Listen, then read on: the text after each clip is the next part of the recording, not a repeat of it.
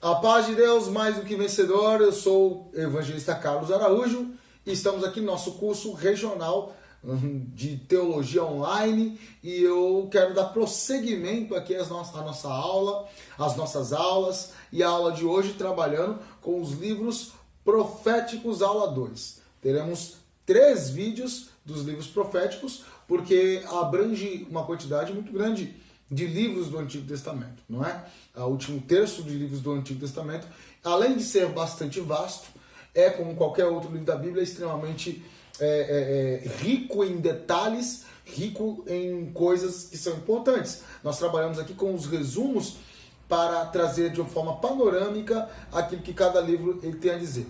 E em relação aos profetas que trabalharemos hoje, os primeiros 6 dos 12 profetas menores, lembrando que profetas menores, porque escreveram uma quantidade menor de palavras em seus livros, e não porque são menos importantes ou qualquer coisa do gênero. Ok? Comecemos com o profeta Oséias, livro de Oséias, página 13 e 14. E o propósito do livro do profeta Oséias é mostrar o amor de Deus por seu povo pecador, que eu vou trabalhar depois no final como ponto teológico. O amor de Deus pelo seu povo pecador. É interessante porque apesar das consequências que o pecado traz sobre o ser humano, que faz ele muitas vezes cometer delitos impressionantes contra o seu Deus, ainda assim Deus ele tem um amor incrível e inalcançável por nós em relação a todos nós, apesar de nossas falhas, não é? O autor é Oséias, filho de Beeri. Oséias significa salvação, o que faz sentido também, mais uma vez, porque diante de um povo pecador, e se o tema é o amor de Deus para esse povo pecador, nada mais interessante do que um profeta que declara salvação para esse povo pecador, sendo esse profeta um homem com o nome de salvação. Os destinatários é o povo de Israel, o reino do norte mais especificamente, e aqui não Judá. Oséias vai projetar a sua pregação para o reino do norte, e o povo de Deus em qualquer lugar do mundo, porque, convenhamos, a Bíblia ela pode ter como endereço, cada livro pode ter como endereço um lugar específico, como no Novo Testamento, como você vai ver aqui no nosso curso. Mais para frente você tem a carta de Paulo aos Coríntios, um povo que reside na cidade de Corinto, da Grécia. Entretanto, qualquer um que ler essa escritura será impactada pelo poder que ela tem para resgatar, restaurar, renovar qualquer pessoa. A data aproximada é 715 a.C. e registra acontecimento em torno de 753 a 715 a.C., ou seja, o livro de Oséias ele vai abarcar a segunda metade do século 8 inteira e vai registrar os acontecimentos importantes ou mais importantes e as profecias daquele momento, daquele período. O panorama é que Oséias ele iniciou seu ministério por causa do término do próspero, porém moralmente decadente reino de Jeroboão ou Jeroboão II de Israel. As classes mais elevadas nesse momento de Israel desenvolviam-se muito bem, porém oprimiam os mais pobres. É interessante porque você vai ter aí então uma desigualdade social no reino do norte, no reinado de Jeroboão II mais precisamente. Você tem um problema com injustiça social, né? Onde a classe média, vamos colocar assim, não tinha isso no período, mas os ricos, classe média elevada, os ricos de Israel prosperavam e os pobres ficavam mais pobres. Já viu esse filme? Pois é, né? Qualquer semelhança não era coincidência. Veja que é um problema, então, do ser humano. Não tinha capitalismo, não tinha socialismo, não tinha nada, nenhum sistema econômico estabelecido, porém, os mesmos problemas acontecendo em relação a quando nós lançamos olhar para hoje. Ele profetizou até pouco depois da queda de Samaria, em 722 a.C., a queda para os assírios, lembre-se disso.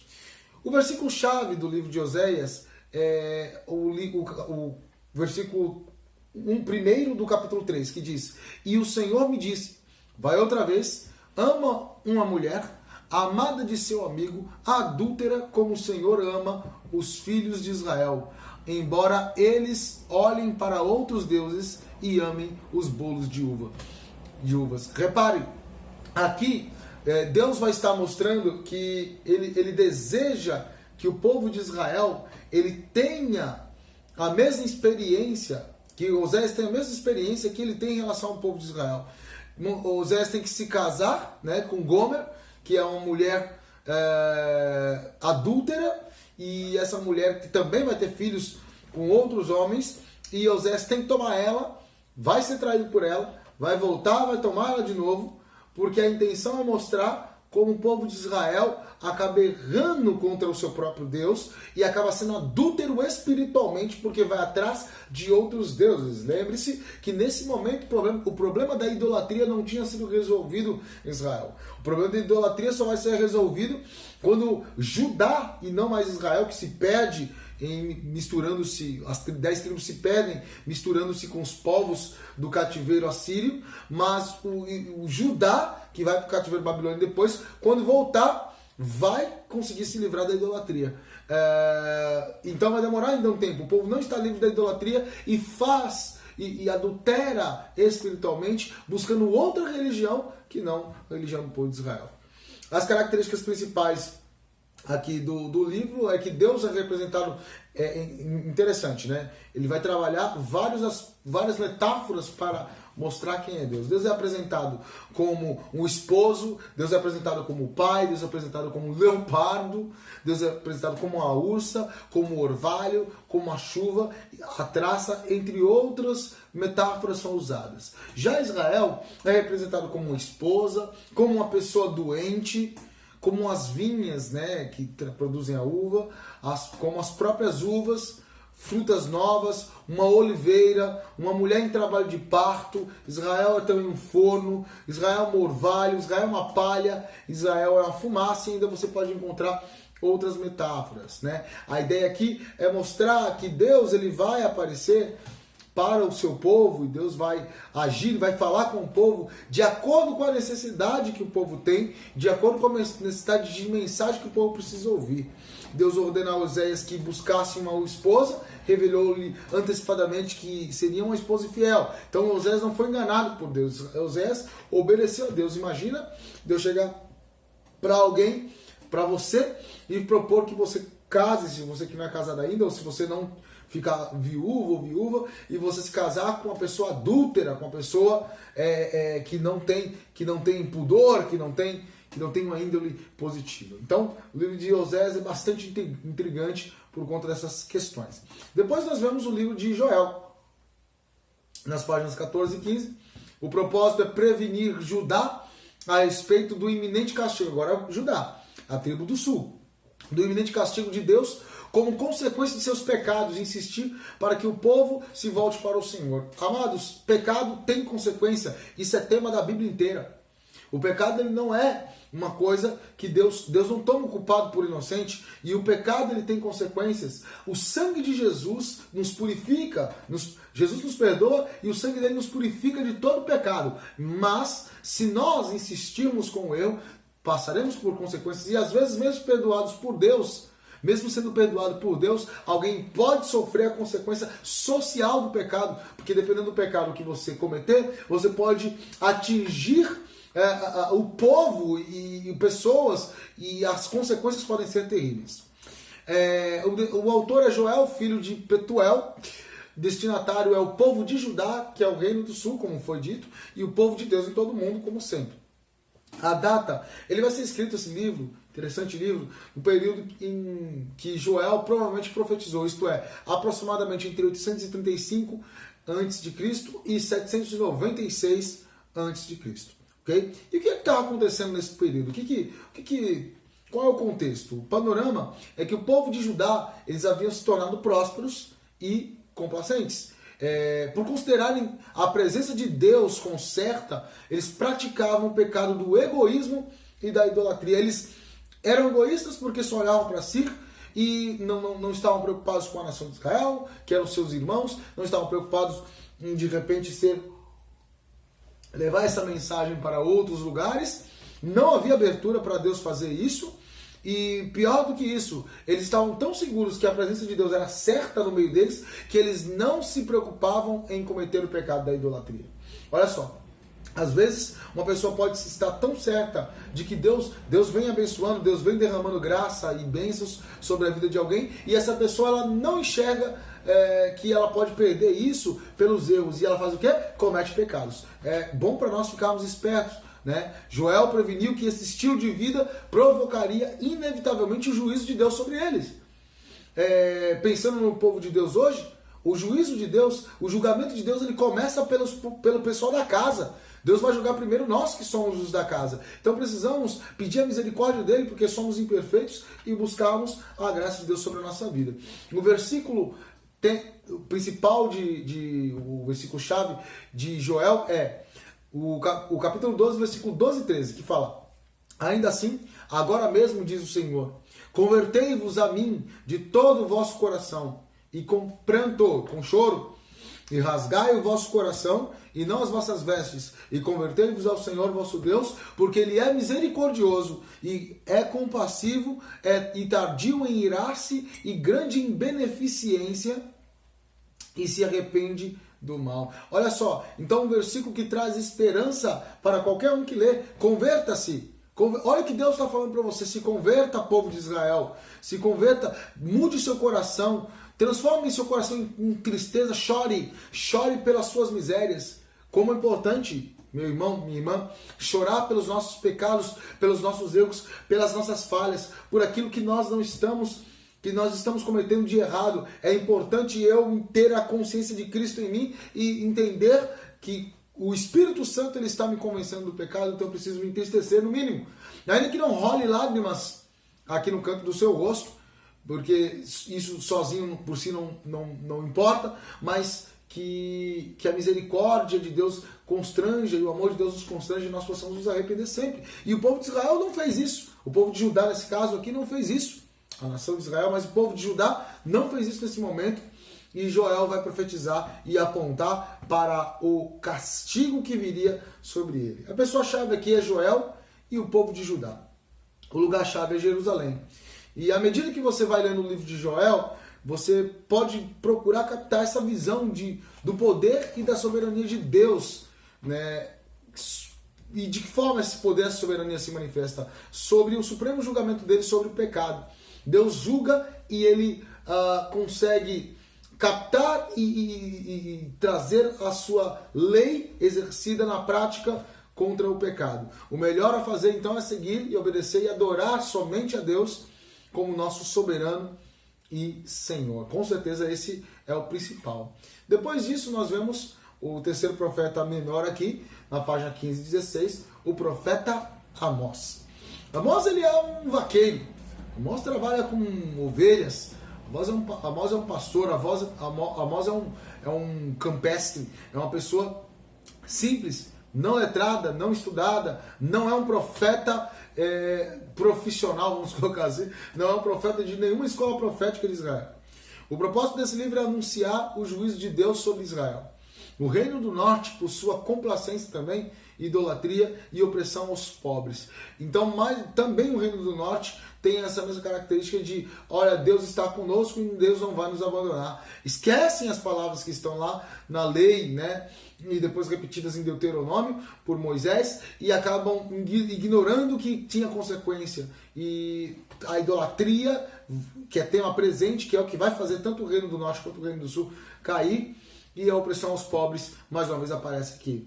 O autor é Amós, os destinatários são Israel, o reino do norte, e o povo de Deus em qualquer lugar do mundo.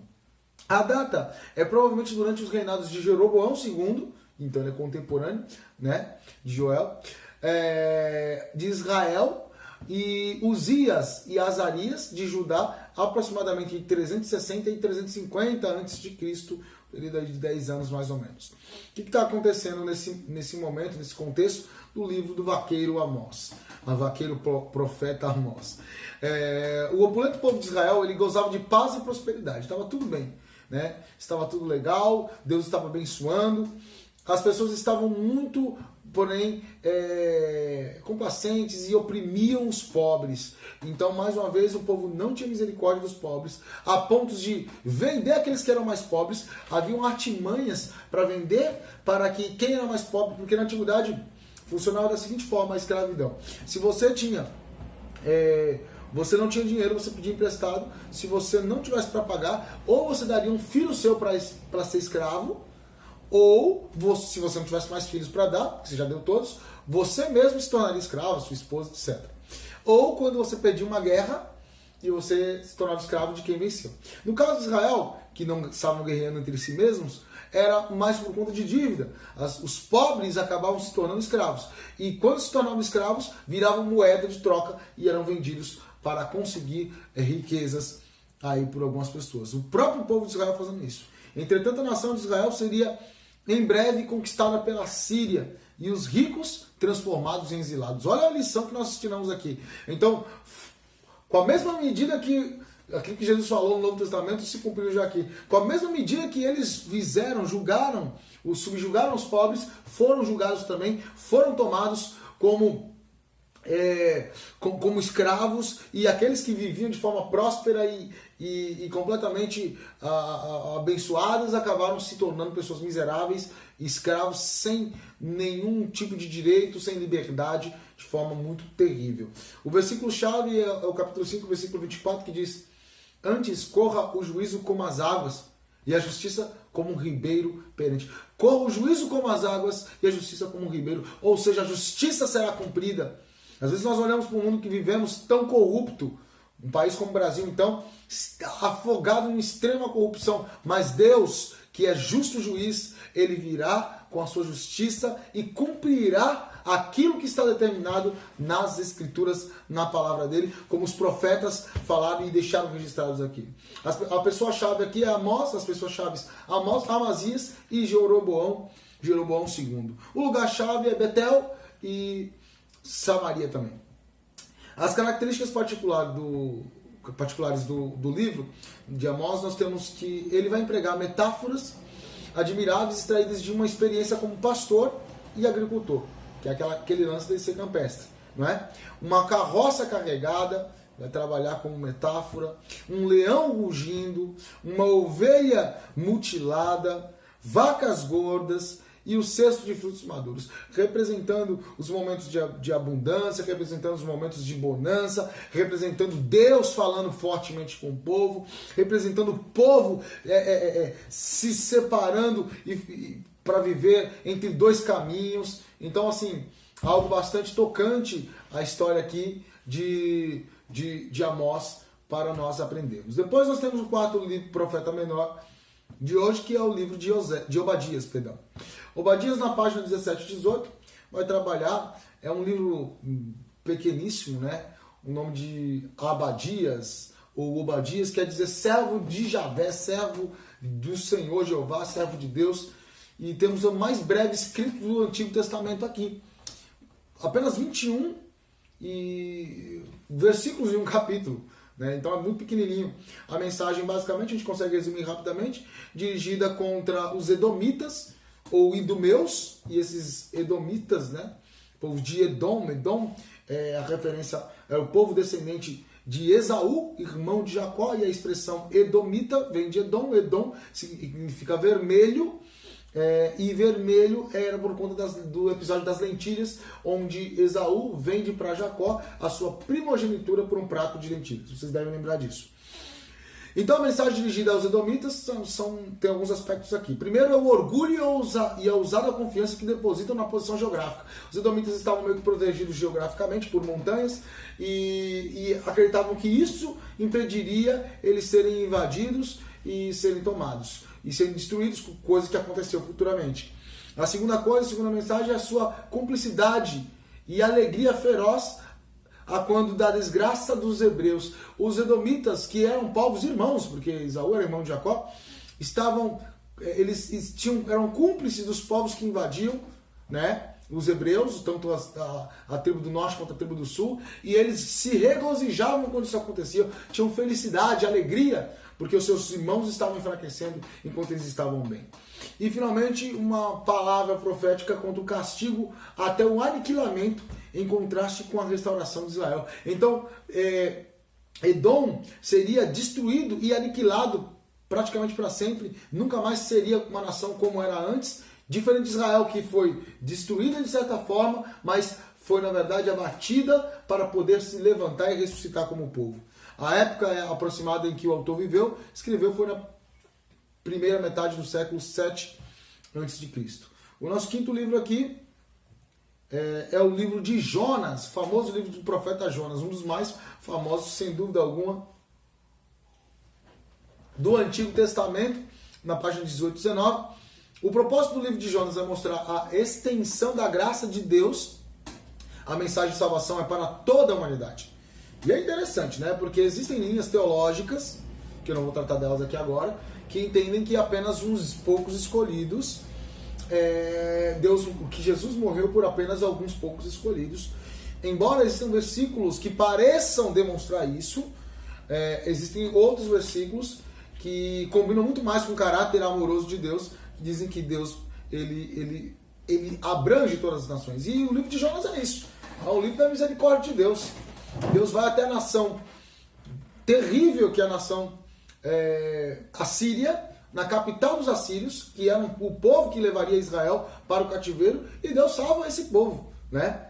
O autor é Jonas, filho de Amitai, destinatário a Israel e o povo de Deus em qualquer lugar do mundo, aproximadamente entre 385 a.C. e 360 a.C. O que é que está acontecendo? Jonas ele procedeu a Amós, né? Vem depois de Amós aí, e ensinou durante o reinado de Jeroboão II, o rei mais poderoso de Israel. Nós havíamos comentado. A Síria era o maior inimigo, como eu havia colocado para vocês também, de Israel, e ela iria conquistar essa nação em 322 a.C. O arrependimento de Nínive deve ter durado pouco, pois essa cidade foi destruída em 612 a.C. E é interessante, então, que nesse contexto, pouco antes de conquistar Israel, Nínive e a Síria, os assírios eram povos cruéis, eram povos que estouravam bebês em pedras dos seus inimigos, empalavam, espetavam pessoas vivas em estacas de madeira para deixar e aterrorizar, fazer todo tipo de tortura para aterrorizar aqueles que sabiam que eles estavam vindo, para falar, olha, os assírios estão vindo aí, eles são terríveis, vamos nos render. E esse povo que Deus tem misericórdia e quer salvar. Jonas então fica meio que absolutamente inconformado. Como é que Deus, ele sabe que se ele prega em Nínive, Deus salva a cidade toda. Deus poderia fazer isso. Então ele pega um navio e vai para o outro lado. E aí você sabe a história da tempestade, ele reconhece que ele é culpado, é lançado no mar, é engolido por um grande peixe, né, que não é uma baleia, baleias né, não engolem seres humanos, mas um grande peixe, pode ter a conotação de monstro marinho, não sabemos, mas o que está em voga é o milagre que Deus ele faz. Deus ele faz um milagre ali. E no capítulo 4, versículo 11, nós temos o principal versículo que fala, e não hei eu de ter, Deus falando para Jonas, compaixão da grande cidade de Nínive, em que estão mais de 120 mil homens que não sabem discernir entre a mão direita e a mão esquerda, e também muitos animais. Deus tem misericórdia do seu povo e daqueles que não são povo também. Deus tem misericórdia daqueles que estão pecando nesse momento, estão perecendo, estão nas drogas, estão no crime, estão assassinando, estão traficando, estão fazendo terrorismo. Deus tem misericórdia, quer salvar essas pessoas também. É o recado que Deus manda para Jonas. Jonas não entende. Jonas é um daqueles religiosos. Não, esse povo não merece, como se alguém merecesse, né? Mas Deus está disposto a salvar todo aquele que se coloca diante dele. As pessoas-chave são Jonas, o capitão do navio e a tripulação. Lugares-chave são Jope, né, que é onde que Jonas ia fugir, Nínive. E as características particulares do livro de Jonas é que esse texto difere dos demais livros proféticos porque conta a história do profeta e não sua ênfase nas profecias. Então os outros livros proféticos não tem um quê da história do profeta, mas um ou outro, mas a ênfase é na profecia. Esse enfatiza a vida de Jonas, porque ela vai mostrar a mensagem de forma profética.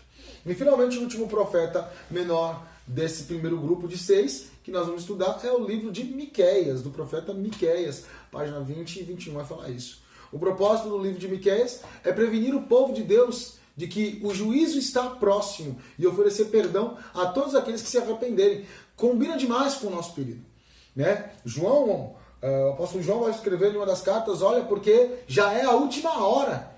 Nós somos nos últimos tempos, alguns falam dos últimos dias. João, 2000 anos atrás, quase 2000 anos atrás, falou da última hora. Ou seja, a qualquer momento o juízo vai acontecer. Ele está próximo, pode acontecer primeiro para uma pessoa que falecer, que vai estar diante de Deus e vai ser julgada por ele. Só que Deus oferece perdão para todo aquele que se arrepender. Esse é o propósito. O autor é Miqueias, que ele é natural de Moresete, nas proximidades de Gat, né, das importantes cidades e tribos de Israel, cerca de 32 quilômetros a sudeste de Jerusalém.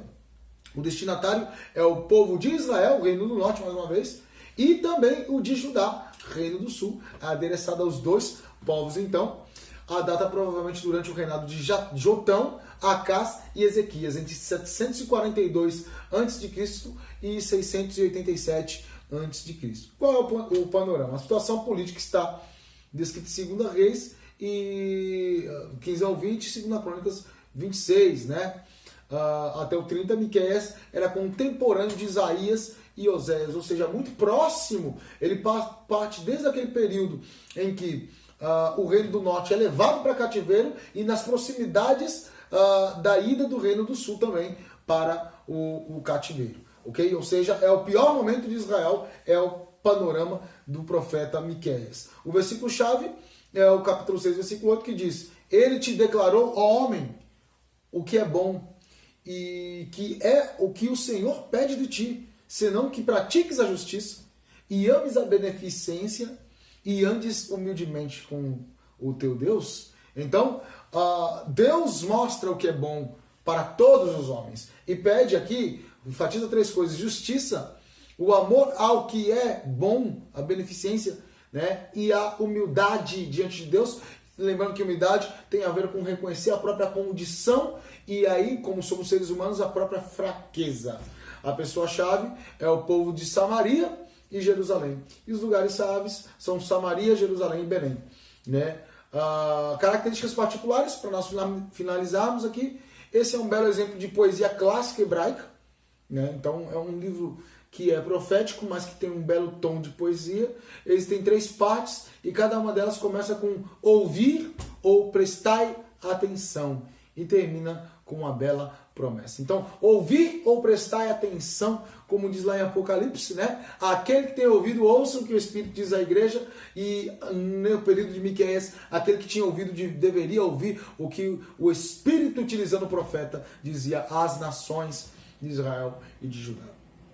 Bem, antes de irmos para o finalzinho aqui, uma nota arqueológica só eu peguei dessa vez, que pensando no caso Jonas, a confirmação arqueológica do caso Jonas.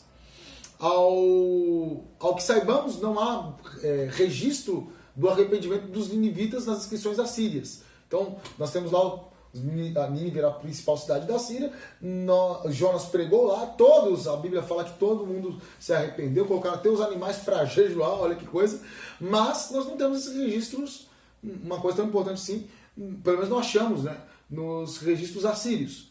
Entretanto, existem vestígios que Haddad-Nirari fez reformas similares às de Amenófis IV no Egito. O que isso quer dizer? Esse tal rei Haddad-Nirari, ele fez reformas religiosas que nem Amenófis IV, que foi um faraó que retornou o culto para um Deus único. Ou seja, também teve traços, existem registros que mostram que o povo de Nínive passou a adorar, em vez de muitos deuses, um Deus único. Ainda que não tenha o nome que o nosso Deus tem, mas isso bate com o período e com aquilo que aconteceu com eles. Ou seja, passaram a adorar de um monte de Deus, um Deus único. Ainda que eles chamassem Deus de um outro nome, lembre-se que não existe nome que define Deus. Né? E Yahvé, né, significa eu sou. Né? O Jeová significa eu sou. Isso é apenas uma expressão. Eu sou o quê? Eu sou o que sou. Deus é. Deus existe, Deus é. Deus pode fazer, Deus é. Deus é. Então não se tem como pegar um único nome e conseguir fechar aí o que Deus ele é na sua glória. E sobre os reinados dos 3 reis que se seguiram, Haddad-Nirari, houve uma cessação das conquistas assírias. Outra coisa, os assírios pararam de conquistar, coisa que basicamente Era impossível para os assírios, que eram povos expansionistas. O que aconteceu que fez eles adorarem um Deus só e pararam de avançar, né, com guerras cruéis? Nesse período, Israel recobrou o território perdido, como mostra em 2 Reis 14:25, e sugere que a influência de Jonas em Nínive foi profunda. E para finalizar o ponto teológico aqui, eu quero falar sobre os efeitos noéticos do pecado em Norman Geisler, na Enciclopédia de Apologética. Esqueci de pegar o livro aqui, mas tem esse livro fantástico, maravilhoso.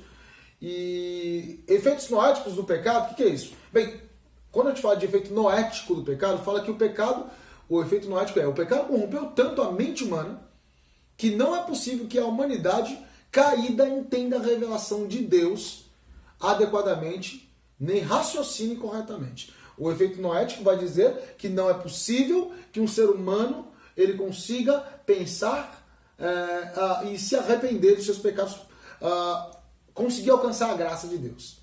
Então, ou seja, ou Deus faz o homem crer, ou o homem não tem condições de captar nada disso. Bem, vamos entender um pouquinho isso aí. Talvez você a princípio fale, é isso mesmo, não é, Carlos? Não é o Espírito Santo que convence? Convence porque nós temos condições de ser convencidos. Senão, só aquelas pessoas... Aí entra aquele problema de só alguns serem escolhidos. Ora, mas se o ser humano ele não tiver condições nunca de escolher a coisa certa, sempre o ser humano tem a tendência só de fazer a coisa errada, que é a depravação total no nível mais rígido, então o ser humano não pode ser culpado dos seus pecados. Você entende o problema? Aí o Norman Geisler continua e fala: as escrituras declaram claramente que os seres humanos não regenerados são indesculpáveis. Ora, está lá em Romanos 1, 19, 20, 2, 12 ou 15. Se são indesculpáveis, isso quer dizer que eles têm consciência. Adão e Eva estavam mortos em transgressões e pecados, né? No mesmo instante que comeram o fruto proibido, lá em Gênesis 3:6, Romanos 5:12 também fala isso. Mas ouviram e entenderam Deus falando com eles. Lá em Gênesis 3:9. Depois que pecaram, entendiam os efeitos noéticos do pecado, agem na mente do ser humano, de forma que o ser humano não entenda nada de Deus. Mas espera aí, existe alguma coisa aí no ser humano ainda que permite ele se aproximar de Deus. Para se converter, só o Espírito Santo. Mas ele consegue ouvir a voz de Deus e ele consegue aceitar a Jesus ou rejeitá-lo.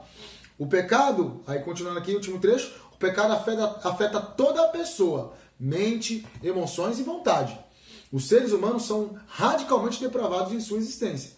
Outra maneira de dizer isso é que são extensivamente afetados pelo pecado. Sim, nós não estamos falando que o pecado ele deixa o ser humano normal. Não, o ser humano é afetado na mente, sim, nas emoções, sim, e na vontade. Mas na questão da mente, não totalmente, não completamente. Os seres humanos não são totalmente depravados no sentido intensivo.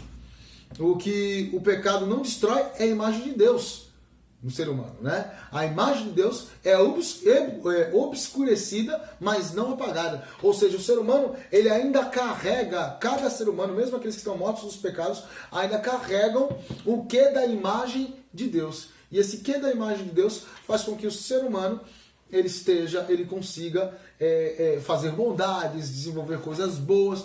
Já viu? Todas as vezes que você vê alguém que não é da igreja fazendo algo maravilhoso, digno de um cristão. Mesmo ele não sendo, não crendo muitas vezes, às vezes ele nem acredita em Deus, mas ele faz porque ainda a imagem de Deus, o resquício da imagem de Deus está lá. Ela foi obscurecida. Ela muitas vezes ela é tapada pelo pecado, mas quando isso não acontece, essa imagem de vez em quando ela transparece e o ser humano ele se torna um ser maravilhoso para Deus. Só que é claro que isso não leva ele à salvação. A salvação só através da graça e da misericórdia de Cristo. Para o nosso debate, 3 perguntas aqui.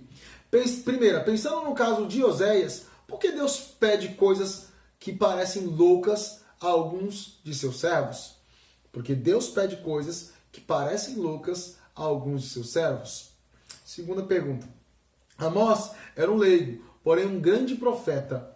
Por que pessoas leigas compartilham mais a sua fé do que pessoas instruídas? Amós era um leigo, porém um grande profeta. Por que pessoas leigas compartilham mais a sua fé do que pessoas instruídas? Né? E finalmente, o tema do dilema de Jonas, do milagre de Jonas, faz com que venha à mente a seguinte questão: como explicar a alguém que milagres existam? ok? Medite, comente, compartilhe, faça perguntas se tem dúvida, estou aqui para isso. Que Deus abençoe a sua vida e até a próxima aula, se Deus quiser. Amém?